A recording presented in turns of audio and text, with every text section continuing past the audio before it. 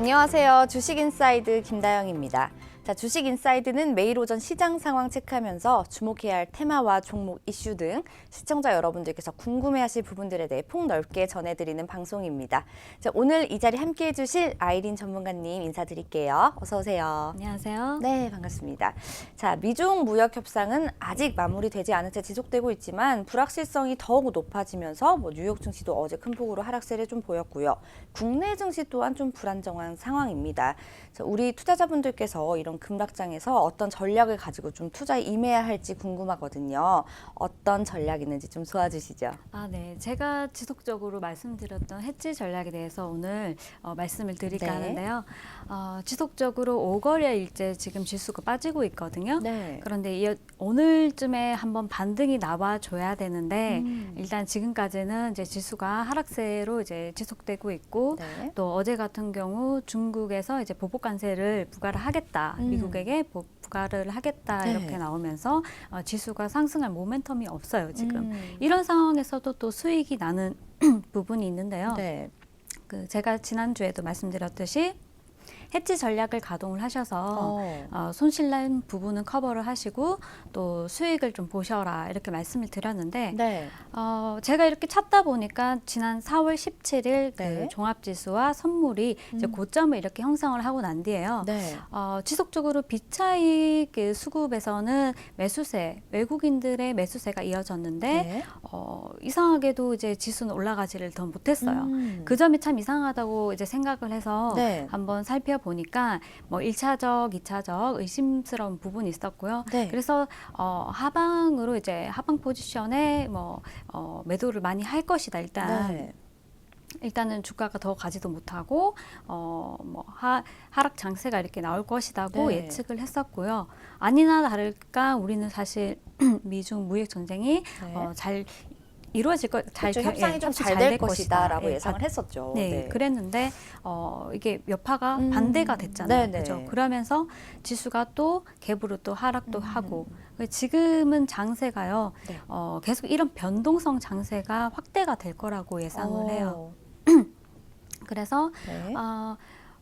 일단은 변동성 장세에서는요, 우리가 대응을 해야 되는 부분이 네. 여러 가지로 힘들잖아요. 그렇죠. 그래서 이런 장에서는 먼저 이렇게 아셨으면 참 좋았겠지만 이제서야 이제 알 수 있는 그 해지 전략, 네. 해지 전략의 중요성에 대해서 오늘 차트 보시면서 이렇게 설명을 해드릴게요. 네. 비차익 수급을 제가 이렇게 보여드릴 건데요. 네. 지금 보시면은 잠시만요. 네. 지금 해지 전략이 중요하다라고 말씀을 잘 해주셨어요. 그래서 저희가 이렇게 좀 급락하고 수익을 얻을 수 있는 부분이 없을 때는 정말 이 해지 전략을 꼭 하시면 되게 좋을 것 같아요. 그렇죠? 네네. 네. 비차익 수급에서 보시면은 네. 외국인이요. 꾸준히 작년 12월 12일 전에는 네. 매도세가 강했어요. 네. 그런데 불구하고 이제 작년 12월 12일 이후에는 매도세로 전환을 하면서 네. 그러면서 꾸준히 여기 보시면은 외국인들의 매수세가 계속 이어지고 있죠. 네. 네. 네, 이렇게 꾸준히 매수세가 유입이 됐는데 그게 금액이 어느 정도 되냐? 작년 12월 12일부터 2월 8일까지 네. 보시면 거의 6조에 가까운 금액이 나왔어요. 예, 계속 네. 매수세가 유입이 됐고 이후에도 또 5월 9일까지, 5월 8일까지 계속 매수세가 유입이 돼서 지난번 2월 8일 기준의 6조보다는 2배 이상의 12조 이상의 매수세가 이어졌어요. 네. 비차익 수급에서 매수세가 이렇게 유입이 됐는데 네. 왜 이제 지수는 하락을 할까? 여기서 그러게요. 이제 1차적으로 네. 의심이 좀 갔던 부분이고요. 종합지수 한번 보시면 네. 1월 4일 기준으로 해서 그 1984포인트 네. 저점을 형성하고요. 1월 31일까지 그 11.9% 상승을 했어요. 네. 상승 파동이 나왔고 또 선물 쪽에서도 똑같이 1월 4일 기준으로 해서 1월 31일까지 13.5% 상승 파동이 나왔는데 네. 이상한 거는 여기서 더 치고 가야 되는 상황이잖아요. 그렇죠. 근데 거기서 치고 가지를 못했어요. 1차적으로 2월 14일 옵션 만기일에 이 지수가 2222포인트에서 조금 지수 같은 경우는 3포인트 정도 상승을 해서 마감했어요. 네. 근데 중요한 거는 이제 선물 쪽에서는 당연히 290.35포인트에서 더 상승을 하거나 이 자리 언저리에 있어줘야 되는데 네. 289포인트로 마감을 했거든요. 그 부분이 참 이상하다. 네. 왜 외국인들의 수급은 계속적으로 이어져 있는데 이렇게 지수 선물 지수는 가지를 못할까? 네. 예, 지수는 또 3포인트밖에 상승을 못했을까? 그렇죠. 예, 아주 미세하게 이렇게 뭐 상승이 나오면서 이 부분도 참 1차적으로 좀 이상하다고 생각을 했고요. 네네. 또 상해 종합 증시 같은 경우도 네. 이제 1월 4일 기준으로 1월 28일을 제가 잡았는데 네. 우리 증시랑 코스피는 1월 31일 기준으로 이제 상승폭을 잡았고요. 네. 이제 상해 종합 지수는 2월 9일 날 바로 50% 하락을 하면서 네. 조정이 나왔기 때문에 제가 1월 28일로 잡아봤습니다. 네네네. 그런데 상승폭이 상해 종합 지수 같은 경우는 그렇게 크지가 못했어요. 그렇네요. 그래서 이 부분을 보면은 뭐 우리나라 증시랑 이게 너무 연관성이 없잖아요, 그죠? 그렇죠. 예, 그랬고 또 다시 또 2월 1일에 보시면은 그 1월 8일에 하락폭을 거의 만회를 하는 모습을 보였고요. 네. 미국 증시 같은 경우에 2월 초반에 그 급등이 나왔어요. 네. 그래서 이때 당시 뭐 우리 지수도 잠깐 하락세를 보였다가 다시 또 올라가는 흐름을 볼 수가 있고요. 네. 선물 지수도 마찬가지였고요. 어. 그런데 이제 상해 종합 지수 같은 경우는 네. 그 뭐 이 자리에서 그렇게 많이 상승폭이 나오지 못했어요. 춘절 연휴 기간이라서 장이 이렇게 열리지 않아서 그런 부분이 굉장히 큰데 네. 이렇게 세 가지를 이제 우리나라 증시 또 상해 종합 증시도 네. 이렇게 미국 증시까지 이렇게 잠깐 살펴봤고요. 네네.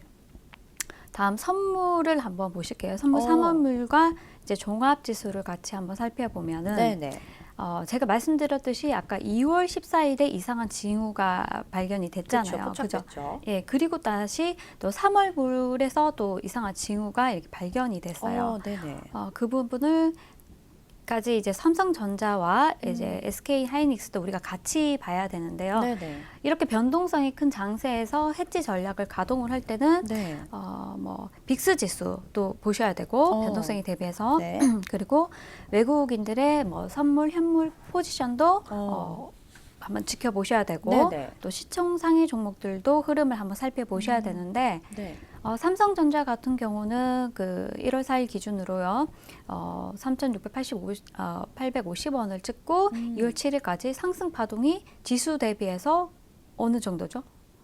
한 3배 정도 나왔잖아요. 네, 그죠? 네. 3배까지는 아니지만 거의 3배 가까우게 이렇게 상승 파동이 나왔는데 그렇죠. 옵션 만기일에 대해서는 이 부근에서 이제 움직였어요. 윗부 부근에서. 2월 14일 옵션 만기일에서는 네. 이 윗부분에서 움직여졌고 이런 부분이 왜 뭐 비차익 수급도 삼성전자가 꾸준하게 들어왔는데 이건 왜 치고 못 갈까? 47,000원 부근에서 더 뚫지를 못할까? 네, 거기서 멈췄죠. 예, 네. 예. 그러면서 이제 삼성전자 다시 차트를 한번 보실게요. 차트 한번 볼게요. 차트를 한번 볼게요. 네. 네, 차트 한번 보시면요. 지금 이 구간이잖아요. 지금 여기 보시면 네.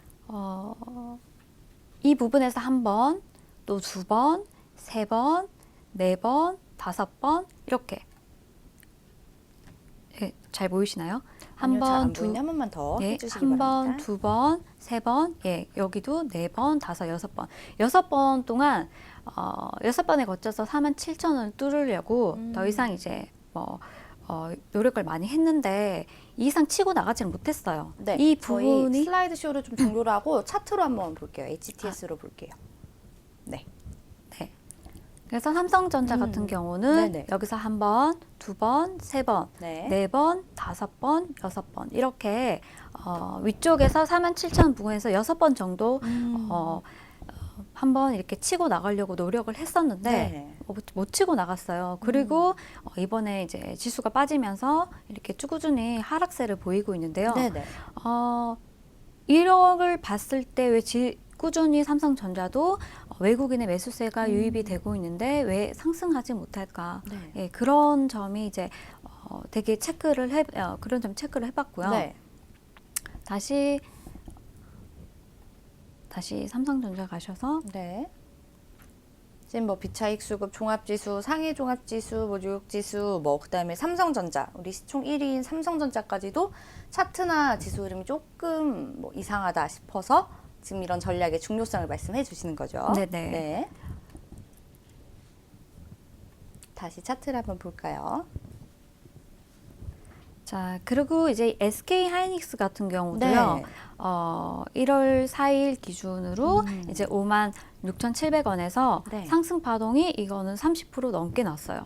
아까 전에 좀 전에 말씀드린 삼성전자 같은 경우는 이제 뭐 바닥에서 1월 4일 바닥에서 거의 30% 안에 27%대 이제 상승 파동이 나왔는데 네. SK 하이닉스 같은 경우는 37%대 예, 이제 상승 파동이 나왔고요. 네. 그리고 또 사실 삼성전자나 뭐 SK 하이닉스를 좀 비교를 해봤을 때는 네. 삼성전자 같은 경우는 이제 1, 2월 달에 좀 흐름이 좀 그렇게 좋진 않았고요. 근데 이제 SK 하이닉스 같은 경우는 1, 2월 달 대충 그냥 위쪽에서 이제 그렇게 잠시 차트 한번 볼게요. 네. 차트를 한번 볼게요. SK 하이닉스 같은 경우도 1월 달에 이제 상승이 나오다가 네. 2월 달에는 이제 상승 75,000 부근에서 이렇게 움직여줬고요. 네. 그랬다가 다시 67,000원대에 또 빠졌는데요. 그리고 이제 8만 원대 언제부터죠? 4월 전후로 해서 8만 원대에 네. 예, 지수가 가격이 8만 원대에서 움직이면서 괜찮은 견조한 모습을 보여줬습니다. 그런데 중요한 거는 이제 삼성전자 같은 경우는 보시면은 1월 달에 하이닉스와 비슷해요. 상승 파동이 나왔고요. 그리고 난 뒤에 2월 달에는 견조한 모습 보여주다가 하이닉스와는 달리 하이닉스는 5월 초까지만 해도 이렇게 관리를 해주는 모습이 보여줬어요. 근데 삼성전자는 빼버렸거든요. 네네. 이렇게 이런 걸 보면서 이거 분명히 뭔가 하방 에너지가 작동을 하고 있다. 네네. 이렇게 볼 수 있었고요. 네. 그리고 이제 수급을 한번 보시면 네, 저희가 수급 보기 전에 네. 코스닥이랑 코스피 지수가 지금 좀 많이 안 좋잖아요. 네네. 그래서 화면을 통해서 시청자분들이 조금 더 살펴볼 수 있게 코스피 코스닥 지수 함께 먼저 살펴보고 그 다음에 수급 동향 살펴보고 오겠습니다.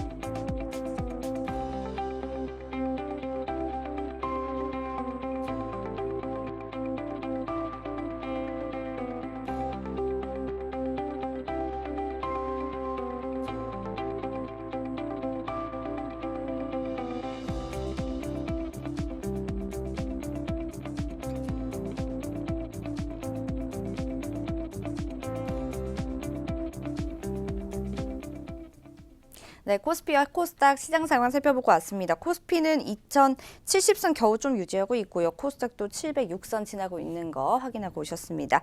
자, 그렇다면 계속해서 말씀 이어가 보도록 하죠. 삼성전자와 SK하이닉스 수급 동향부터 좀 살펴볼까요? 네, 수급 동향 한번 보실까요? 네. 예, 지금 보시면은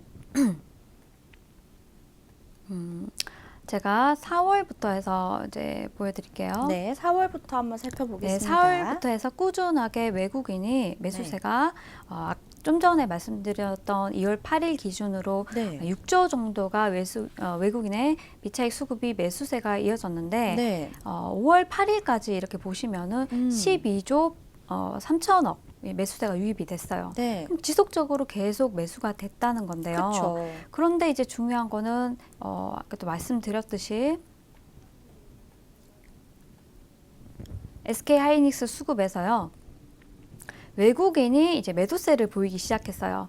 3월 그 선물 옵션 만기를 전후해서 네. 외국인이 꾸준히 매수세가 이어지다가 큰 폭으로 이제 매도세로 전환을 했고요.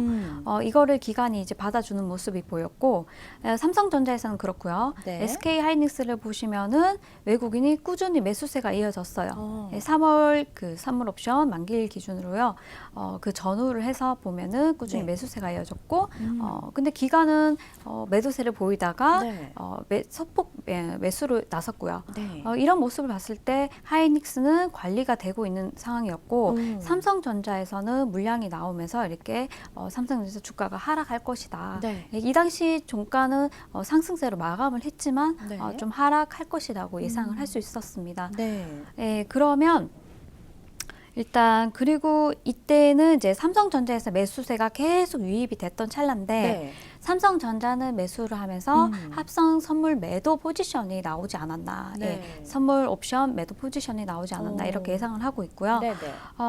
최근에는 지금 삼성전자나 SK하이닉스가 수급이 좋지가 못하잖아요. 그렇죠. 네. 잠깐 지금 차트 뭐 한번 좋은 볼게요. 종목이 거의 없죠. 상승장보다는 하락장이 좀 심한 시장 장세인데요. 뭐 시총 1, 2위니까 당연히 좀 지수 따라서 같이 안 좋을 수밖에 없는 것 같아요. 그렇죠? 네네. 네. 그래서 이제 삼성전자 차트 한번 보시면요. 네, 차트를 한번 볼게요.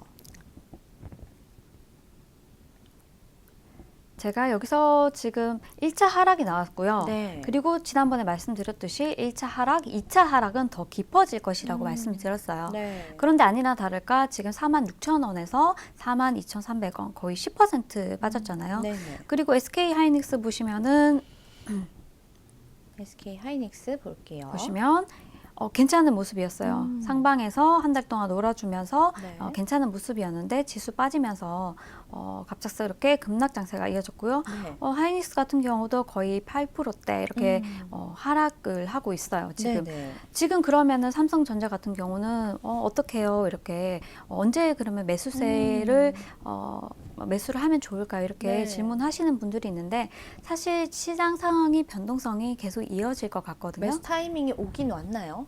예, 지금 자리에서 한번 매수를 해도 괜찮다.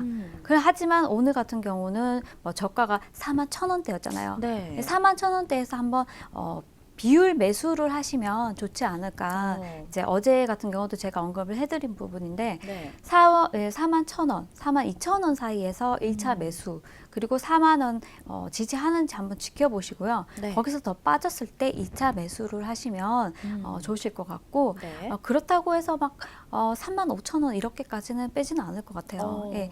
근데 이제 지난 저점이 있죠. 네, 있죠. 지난 저점을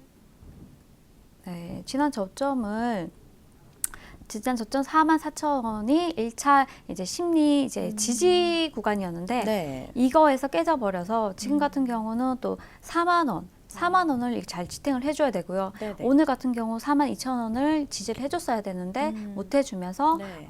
4만 원까지도 이제 뭐 열려 있다, 가능성이 있다 이렇게 네네네. 보고요.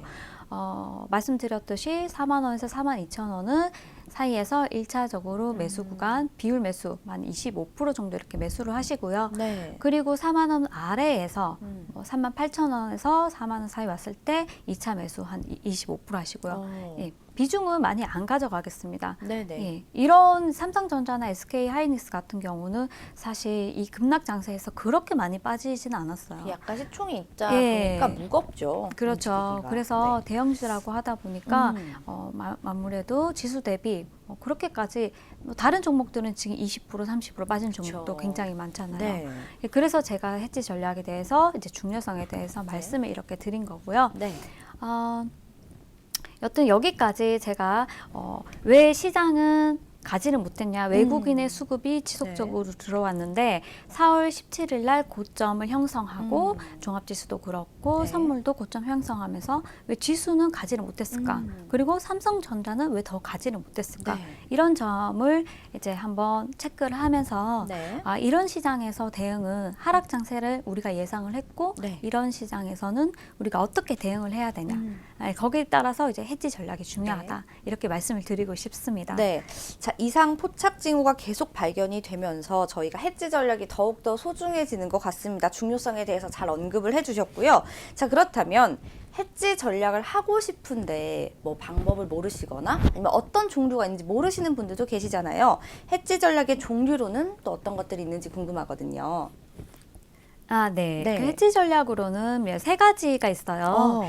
풋옵션을 매수를 하시거나 네. 제일 수익이 많이 날 수 있는 거는 이제 풋옵션 매수, 네. 그 다음에는 이제 선물 매도, 네. 그 다음에 이제 인버스 ETF를 이제 어. 하시는 건데, 네네. 사실 선물 같은 경우는 증거금이 이렇게 높다 보니까 개인분들이 많이 못 하세요. 네. 그런데 지수가 지금 292포인트에서 오늘 선물 지수가 292에서 네. 266까지 하락을 했거든요. 네네. 그러면 변동성이 26포인트가 나왔는데 그렇죠. 1포인트에 대한 승수가 25만 원입니다. 그럼 굉장히 크잖아요. 높네요. 그죠? 네. 그러면은 거기에다가 26만 원에다가 승수가 제가 5만 원이라고 네네. 그랬잖아요. 그러면 26포인트에다가 25만 원을 이제 곱하게 곱하면, 되면 네. 이제 금액이 거의 650만 원이거든요.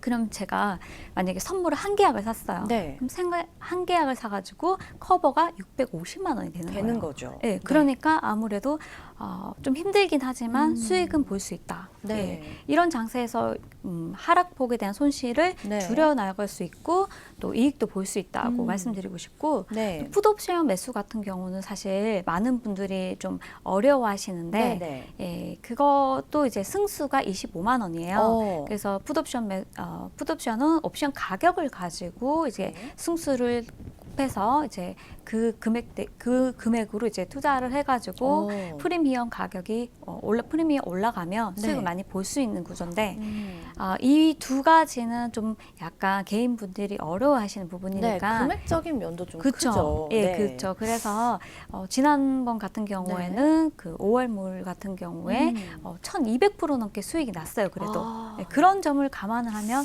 한 번쯤 해볼 만하다. 네, 해볼 만한 예. 한데 조금 위험성도 예, 있죠. 리스크는 그만큼. 당연히 네, 있죠. 예, 있죠. 그래서 조금만 가지고 네. 내 자산이 1억이라고 하면은 한 3%에서 한 5% 정도 하셔라. 비중을 예, 작게. 비중을 작게 네네. 이렇게 하셔라 말씀을 드리고 네네. 싶고 그 다음으로 이제 개인분들이 하실 수 있는 거 ETF 인버스인데요. 네.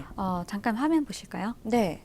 ETF 인버스 소액으로 할 수 있는 걸로 알고 있는데 설명을 좀 부탁드릴게요. 네, 지금 5월 3일 대비 5월 10일요. 네. 5월 10일에 종가 기준으로 최근 많이 오른 인버스 종목 이렇게 네. 나왔어요. 그래서 이렇게 살펴보시면요. 이거는 항생지수 관련해서 이거는 제외를 할게요. 코덱스 200 선물 인버스 2가 있고요. 네. 또 아리랑 200 선물 인버스. 이 인버스에서 2자가 있는 거는 지수가 하락할 때 1포인트 하락할 때 네. 2배 상승이 2배라는 뜻이에요.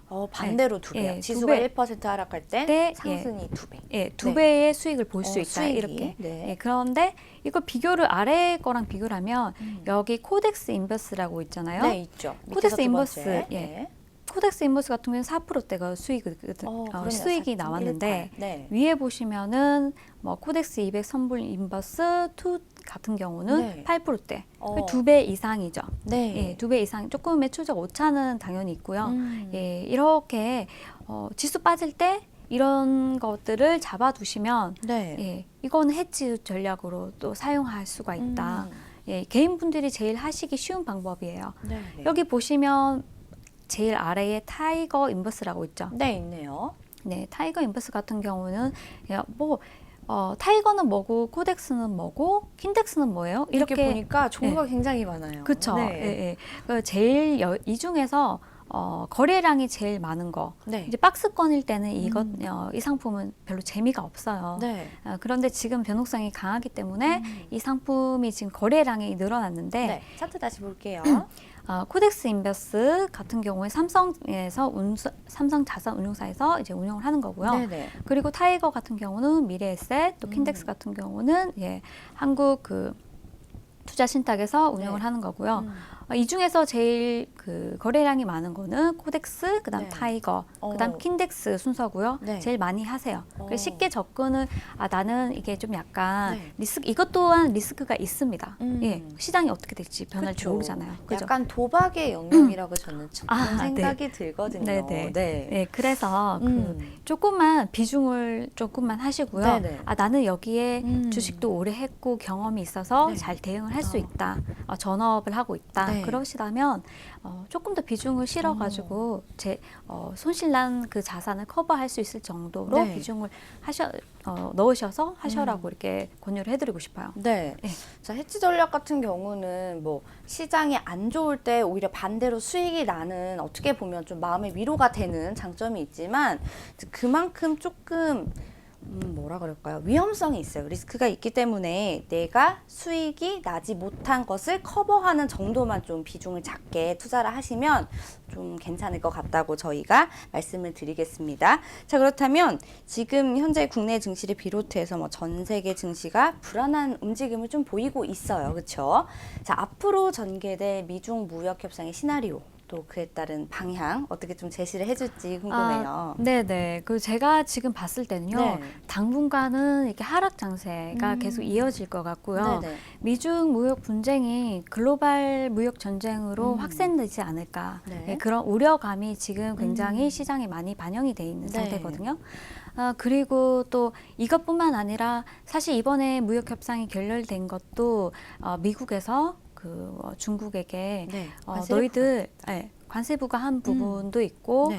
또 뭐 정부가 그렇게 지원금 정책을 계속 펼치고 있는데 그 부분을 폐지를 해라. 예. 그런데 제가 봤을 때는 당장 폐지를 할 것으로 보이진 않거든요.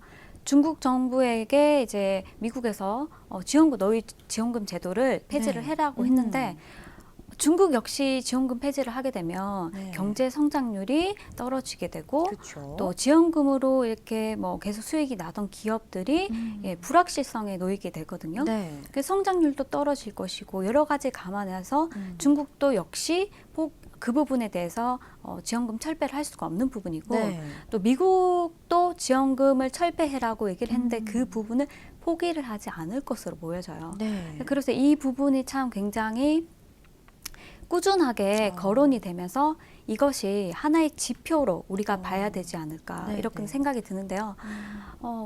우리가 지금 지표로 보는 것들이 여러 가지가 있잖아요. 그쵸. 아주 많은데 네. 그 중에 하나로 미중 무역 분쟁을 지표로 봐야 된다. 그런 생각이 듭니다. 네. 지금 같은 장에서는 계속 지수가 하락을 하고 있고요. 지금은 또 매수를 하거나 매도를 하는 그런 시기는 아니라고 생각을 해요. 네네네. 일단 관망을 하시면서 괜찮은 종목들 바닥에서 잡아서 단기간으로 단기적으로 상승이 나왔을 때 네네. 그때 차익 실현한다고 생각하시고 잡아가시는 거는 모르겠는데요. 네. 가지고 계신 종목들 가지고 이제 너무 많이 하락한 종목들, 근데 가능성이 이렇게 낮게 보이는 종목들을 네. 추가적으로 너무 매수하시는 거는 좀 자제를 하셔라고 네. 말씀드리고 싶어요. 네. 자, 미중 무역 분쟁이 어느덧 하나의 지표가 되어 가고 있는 시장 상황입니다. 자, 오늘은 이렇게 하락장에서 살아남는 법, 그중에서 해지 전략의 중요성에 대한 이야기 나눠봤는데요. 오늘 너무 알찬 말씀 전해주신 저희 아이린 전문가께 인사드릴게요. 감사합니다. 감사합니다. 네, 생방송으로 진행된 주식인사이드 저희가 준비한 순서는 여기까지입니다. 오늘 저희가 준비한 내용들 꼼꼼하게 체크를 하셔서 현명한 수익 얻으셨으면 좋겠습니다. 슬기로운 투자 생활은 ITBC와 함께 ITBC 채널 좋아요와 구독 꼭 눌러주세요. 시청해주신 여러분 고맙습니다.